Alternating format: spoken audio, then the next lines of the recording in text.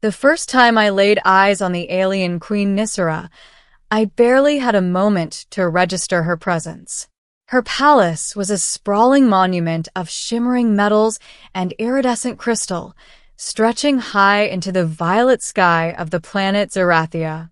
I had been called here under vague diplomatic pretenses, but what I found instead was a world unlike anything humanity had ever imagined. The streets were alive with creatures that seemed to defy physics, beings who hovered rather than walked, and others who shimmered between visible and translucent.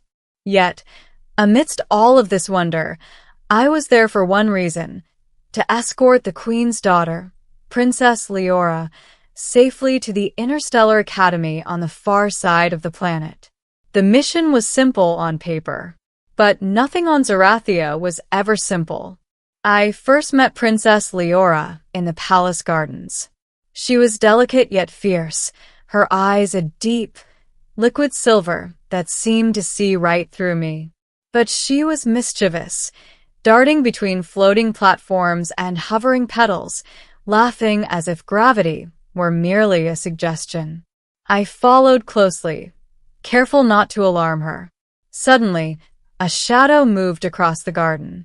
From the shimmering sky descended a predatory species known as the Velcrin stalkers, agile hunters notorious for targeting Zerathian royalty during times of transition. They struck without warning, claws extending like liquid metal. Before I could react, one of them leapt toward Leora. I acted instinctively. My pulse raced, adrenaline flooding my system. I grabbed a nearby energy baton, a standard defensive tool for interstellar envoys, and struck the attacker mid-leap. Sparks flew as the baton connected with its exoskeleton, sending it careening backward into a patch of floating vines. Leora froze, wide-eyed, then slowly looked up at me. "You saved me," she whispered, all mingling with relief. I nodded, trying to hide the tension in my voice. "That's what I'm here for." Before either of us could react further, more of the Velcrin stalkers emerged from the shadows, surrounding the garden. I drew in a deep breath. This was going to be the fight of my life, but for her safety, I had no choice. Hours, or maybe minutes. Time was hard to measure when adrenaline is surging, passed in a blur of combat. I dodged, struck, and maneuvered through the chaos, protecting Leora at every turn. By the time the last stalker fled into the night sky, my uniform was scorched, my body bruised, but Leora was safe. When the dust settled, the first rays of Zerathia's twin suns glinted across the palace spires. Leora's small hand slipped into mine. "You saved me," she repeated, her voice trembling with a mixture of gratitude and awe. It was at that moment that the Queen arrived. Alien Queen Nisera appeared at the top of the marble steps, her presence commanding, radiant, and terrifying all at once. Her eyes locked onto me, and I felt the weight of a species' judgment settle upon my shoulders. "You protected my daughter," she said, her voice echoing like music through the air. "Most humans would have fled, but you." Her gaze softened, almost imperceptibly. "You acted with courage." I bowed, unsure what else to do. "Your Majesty, it was instinct. I could not let her be harmed." Nisera descended the steps, her movements fluid and graceful. "Instinct, yes, but also a choice. And choice is rare among your kind. Most act out of fear or selfishness.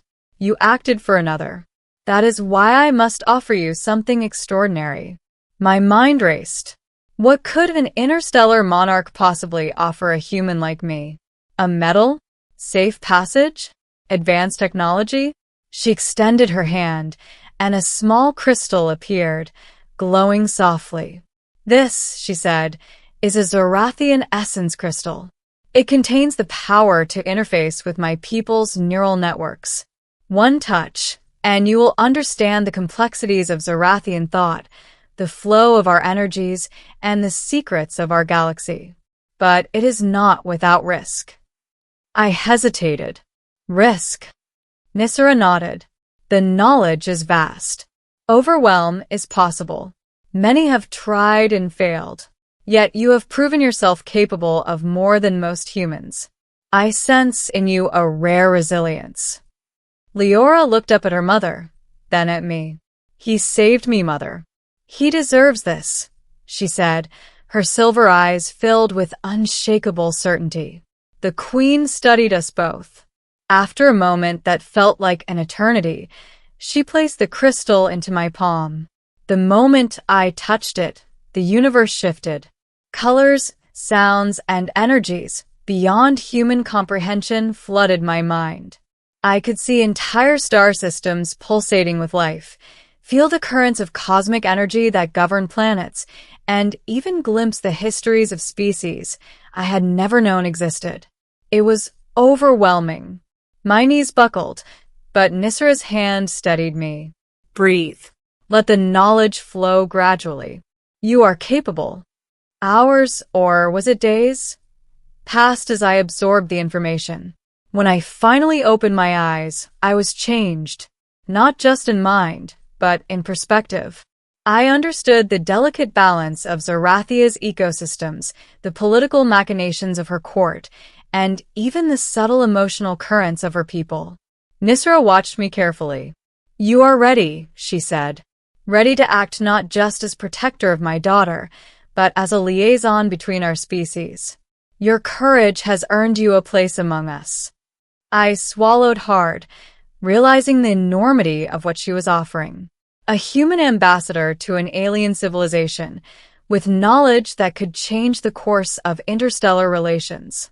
It was an honor beyond anything I had ever imagined. But the Queen was not done. There is more, she said, her gaze intensifying.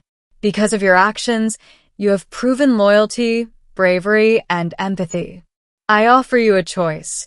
Remain with us on Zarathia, learn our ways, and gain powers that few mortals ever possess, or return to your world, enriched, but forever separated from the knowledge you now hold.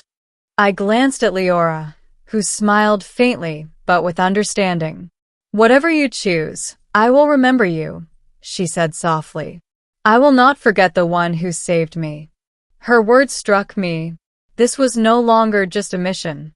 This was a turning point, a choice that could define not only my life, but the future of relations between our species.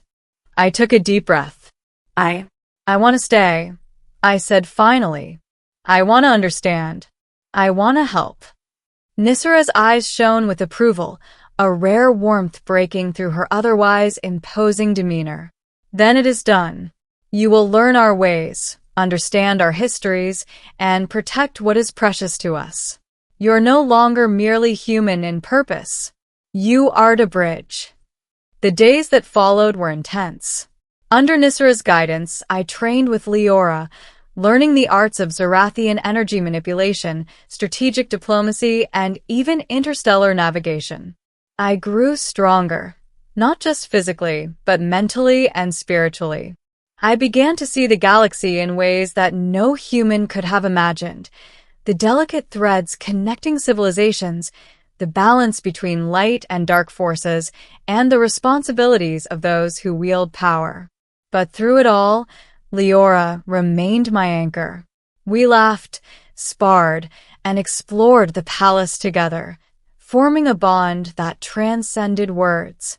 One evening, as we watched Zarathia's twin suns set over the crystal spires, she turned to me. You saved me, she said. But you also saved yourself. By choosing to stay, you are part of something greater. Something extraordinary. I smiled, understanding finally what she meant. My life had changed irrevocably, but it was not just about knowledge or power. It was about trust, courage, and connection, the same things that had compelled me to leap into danger to save a girl I barely knew. Months passed, and I became more than a human envoy.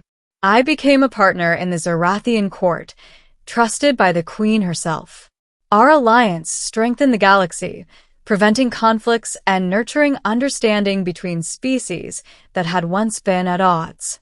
And yet, even as the galaxy marveled at the human who had earned a place among the stars, I never forgot the first moment that changed everything, when a brave leap, a quick instinct, and a desire to protect a child had earned me the trust of a queen, and in turn, the power to change the fate of countless worlds.